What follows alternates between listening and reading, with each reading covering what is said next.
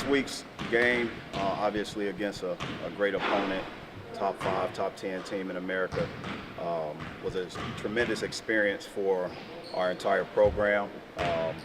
One game doesn't define us. I truly believe we didn't give ourselves a chance with little things, and I think those little things add up. But all credit to Kansas. They are who we thought they were. They did a tremendous job. They made shots, opened the game, making 11, damn near 11 straight. So we have to bounce back. There's no doubt about it. We have a tough opponent in UCF coming up, neutral site game. And I'm curious to see how we can bounce back. And I think that's important to kind of see who we are as we continue to figure out our identity throughout this season. Coach, what were some of those little things that you saw from your team that were kind of missing in the Kansas game? Well, it was a great environment, and I think we all can attest to that, right? It was a great environment. Now, with those great environments that our students, our fan base provide us, how can we now go from a 5-point run to maybe a 12-point run, 11-point run? There's games of runs, and tremendous job by Kansas. They had runs, but whenever we were able to muster about 2 great possessions, that third or fourth possession ended up with either a foul on our end, not another stop, or a turnover. And we have to create runs within games to be able to offset a great team like Kansas, and that stands out to me. Did you see some kind of common things defensively that just weren't your team like it normally is? Well, our transition defense. I think our shots led to their transition baskets. I believe they had 20 plus, probably 28 points in transition, and that's not even contested, right? They were able to get baskets off of our mistakes, not just turnovers, but quick shots are turnovers too. And they capitalized without a doubt. I don't think we settled in defensively and kept guys in front of us, which speaks to your term in terms of our rotations, and whether it was ball screen defense, whether it was baseline seals and drives, whether it was middle drives. I don't think we settled down with our nerves enough to be able to provide the things that we needed to provide and the resistance. Dennis, in talking about bouncing back, you have a lot of experience on your team. Do you think that's going to kind of help them just get back on track a little faster? Hey, that's why we had a great practice on Monday, which was great. Great film session, great practice. And whenever you have guys that have played games, you get to kind of see, not just by talk, but by actions. And our practice leading after our film session, I saw some great things and some great responses. Now it's time to, okay, let's figure it out. We have finals going on, which is great. Guys are doing a great job in the classroom. What's next? Today's practice will tell that, and I'm excited about today's practice as well. So to your, that's a great question, and the bounce back is not just a word, it's an action. You mentioned finals. Has that kind of changed practice at all this week? No, we build it out months in advance to make sure we do accommodate. That's again why we don't have games in the middle of this week and middle of last week, to give guys those opportunities. Our academic team, they do a great job of balancing guys' schedule, keeping everybody organized, and making sure we don't sort of get in the way with our practices and our lack of understanding of guys' individual schedules. So they do a good job, and our guys are excited about their first finals during their time here at Mizzou.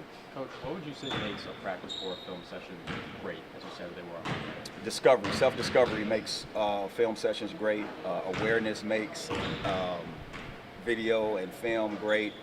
Recognition, meaning guys taking accountability for what they can do better, but also coaches doing the same. And I can very well put myself in that, and I'll continue to do a great job, a better job, and putting guys in positions so that they are more understanding of how electric Mizzou Arena is. And there's sometimes you can explain it, but if you don't see it and don't be a part of it, and which is what my preseason statement was, I know everyone is going to be here for that Kansas game, but the atmosphere has been great in our games leading up, but it still does not allude to whether it's family, friends, loved ones pulling at the guys and during that time, and even the national recognition that's available leading up into a top 10 matchup. This is our first one of the season, and I'm excited that we get to grow from it, but also see how it allows us to get better. But there's no doubt in my mind we'll have more, but the difficulty is that you can't, can't describe or prepare guys for what the atmosphere was, and it was a beautiful atmosphere for sure. You've talked about leaning on Coach Hamilton for advice all the Yes. time. Are you looking forward to planning to spend some time with him? You guys both being in this? Now you know the answer to that. I think it's important for me. I love on my mentors. I love on the people that poured into my life. And Coach Ham is one of those men, and I appreciate him. No different than I call him. I still call my elementary school coach. I still call my high school coach. I still talk to my high school teammates and those that are basketball savants. And in my mind, it's very important that I continue to get better as a coach through the lens of someone as experienced as Leonard Hamilton, as successful as he is. He's a Hall of Fame coach for a reason, and there's nothing he hadn't seen throughout his tenure that I can't look at that will help me. So I'm definitely open to receive any criticism, and I can't wait. You know, one thing I can't wait for? Him to see our team play and then him pull me to the side and tell me what he saw. I think that'll be beautiful. Coach, what have you seen from the experienced guys after the Kansas game and just resetting this week? Well, I saw a great practice. I saw guys in positive mindsets. I saw guys reconnected. I didn't see any kid point fingers. I saw guys wanting to take the brunt of the blame, which is a great atmosphere to have when you have the internal leadership that we do. Guys know that they did not play their very best. We know that we did not make the shots that we've normally made. We know that we didn't defend how we have normally defended. We just have to go out there and see it, and now learn from it, and now apply it.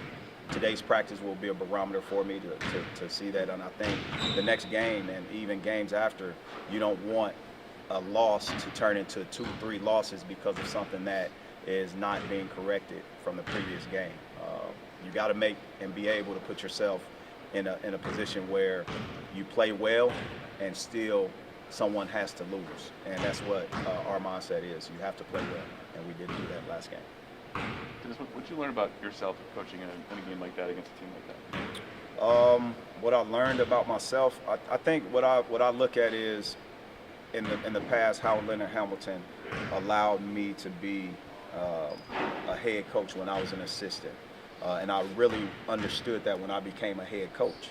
I didn't realize that as an assistant. So naturally, when you look back in those moments, you look at the decision making that he provided me with, and that is what I look at the most. So I can't say that was my first game or first big atmosphere because of what I was able to do when I had a Duke scout or a North Carolina scout or Louisville scout, Syracuse scout, different things like that. So, but as it relates to making sure our team collectively moves in a direction, it's all about recovery from mistakes. It's all about moving forward, and we have to move forward during this time, both as a staff. My staff's not happy about the outcome, so we have to look in the mirror, and we'll continue to do that. And our players aren't. It's shared suffering, and our guys share that moment because those moments, you cannot reverse time. If you reverse time, what we need to learn from this game will not allow us to meet whatever successes awaits us. And that's just the story of life. You have to allow situations to get you better, and the journey of it to allow, it's not all sunshine, right? You have to allow these moments to galvanize and get you prepared for the bigger things. Dennis, you guys have had a lot of back-to-back games. Just having them more spread out. Just what are some of the pros and cons that you're thinking going into that? Well, I don't look at the cons. I look at the positive. You can never change the final schedule. Every staff in America goes through the same thing during this time. You have to allow kids the best opportunity to succeed in the classroom, on the court, and in the community, and that's what we do. So moving forward, this game is built out that way. The games before in November, it was built out that way to have back-to-backs to give us, okay, who are we, when, and how do we prepare, because that's resembling the SEC schedule with back-to-back, one day off, 2 day off, etc. This is usually a Christmas break type of schedule, and a week and a half, a week off allows kids to concentrate academically, but it also allows you to recover and build in and implement and do certain things and get better. Player development is crucial in our program, and you get to do more player development.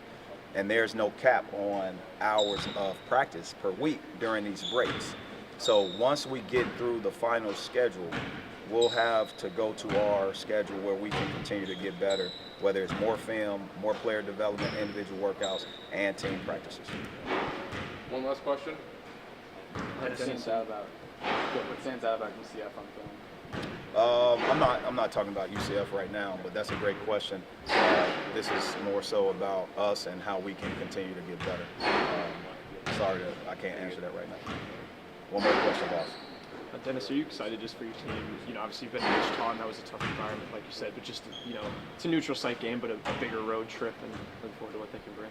So we've saw who we were potentially on the road at Wichita, which gives us confidence. We know who we are at home minus the Kansas game. And the things that you have to continue to put your team in situations that allow you to look back in April, when April comes, to look back and say, we've done these things. Most teams do it by MTEs and go out of the different countries or different cities. This is our ability to play a neutral site game, which is crucial in any type of postseason play, because postseason play is neutral site. We just get to play against a tough opponent. As you've mentioned, UCF, Coach Dawkins, he's a great coach, tremendous respect for him. His program is built with talent, but it's one of those things also you got to figure out who you are. The biggest opponent is ourselves, and we have to continue to get better each and every day we can.